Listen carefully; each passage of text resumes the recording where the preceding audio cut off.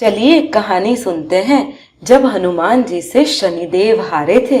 ये कहानी आप हर रोज सुनेंगे तो शनिदेव और श्री हनुमान जी दोनों की कृपा आप पर बनी रहेगी। और अगर आप पे शनि की साढ़े साती चल रही है तो यह कहानी आपको अवश्य सुननी चाहिए, वह भी हर रोज। चलिए सुनते हैं। शनि के नाम से ही हर व्यक्ति डरने लगता है। शनि की दशा एक बार शुरू हो जाए तो 7.5 साल के बाद ही पीछा छोड़ती है। लेकिन हनुमान भक्तों को शनि से डरने की बिल्कुल भी आवश्यकता नहीं है। शनि ने हनुमान को भी डराना चाहा था, लेकिन मुंह की खानी पड़ी।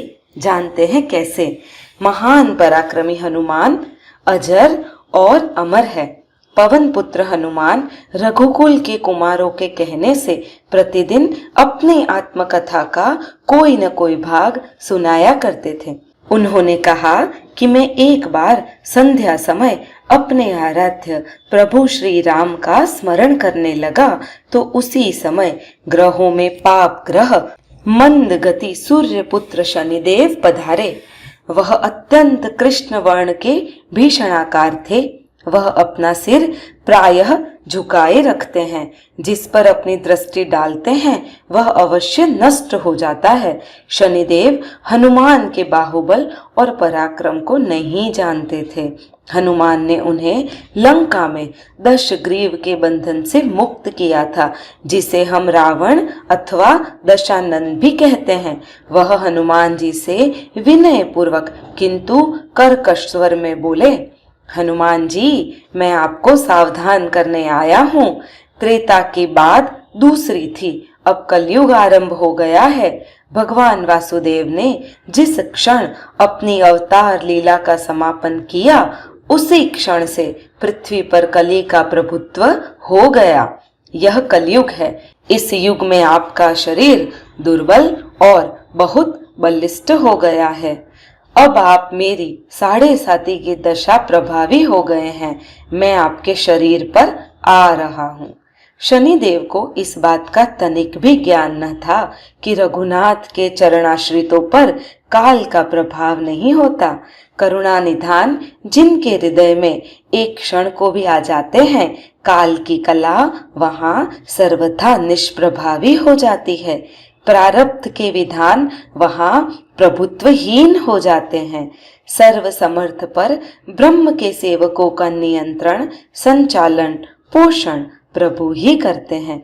उनके सेवकों की ओर दृष्टि उठाने का साहस कोई सुर असुर करे तो स्वयं अनिष्ट भाजन हो जाता है। शनिदेव के अग्रज यमराज भी प्रभु के भक्त की ओर देखने का साहस नहीं कर पाते। हनुमान जी ने शनिदेव को समझाने का प्रयत्न किया, आप कहीं अन्यत्र जाएं। ग्रहों का प्रभाव पृथ्वी के मरणशील प्राणियों पर ही पड़ता है। मुझे अपने आराध्य का स्मरण करने दे। मेरे शरीर में श्री रघुनाथ जी के अतिरिक्त दूसरे किसी को स्थान नहीं मिल सकता। लेकिन शनिदेव को इससे संतोष न मिला। वह बोले, मैं सृष्टिकर्ता के विधान से विवश हूँ।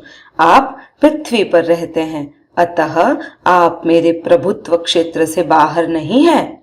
पूरे 22.5 वर्ष व्यतीत होने पर 7.5 वर्ष के अंतर से 2.5 वर्ष के लिए मेरा प्रभाव प्राणी पर पड़ता है, किंतु यह गौण प्रभाव है।